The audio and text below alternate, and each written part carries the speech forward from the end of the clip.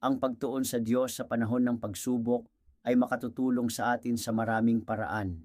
Una, nagbibigay ng lakas at pag-asa, gives strength and hope.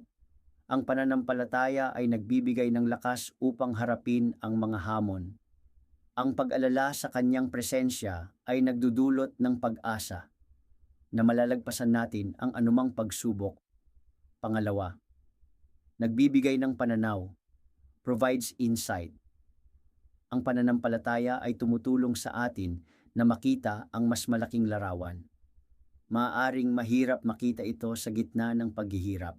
Ngunit ang pananampalataya ay nagbibigay ng pananaw na ang mga pagsubok ay pansamantala lamang.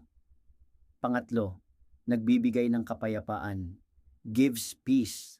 Ang pananampalataya ay nagdudulot ng kapayapaan ng isipan kahit sa gitna ng kaguluhan.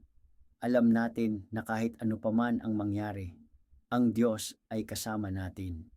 Pang-apat, nagbibigay ng gabay, provides guidance. Maari kang humingi ng gabay sa Diyos sa pamamagitan ng panalangin. Makakatulong ito sa atin na gumawa ng tamang desisyon at makahanap ng tamang landas. Pang-lima, nagpapalakas ng tiwala sa sarili, strengthens self-confidence. Ang pagtitiwala sa Diyos ay nagpapalakas ng ating tiwala sa sarili. Alam natin na kaya nating harapin ang anumang pagsubok dahil sa kanyang tulong. Ako po si Brother Chris. Ang pag-asa sa Diyos ay hindi nangangahulugang ang mga pagsubok ay mawawala.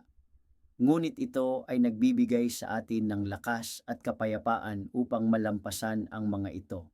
Huwag sumuko. Manatili tayong matatag sa ating pananampalataya at ang Diyos ay sasamahan tayo sa ating paglalakbay. Thanks God. Purihin ang Diyos. Hallelujah. Amen.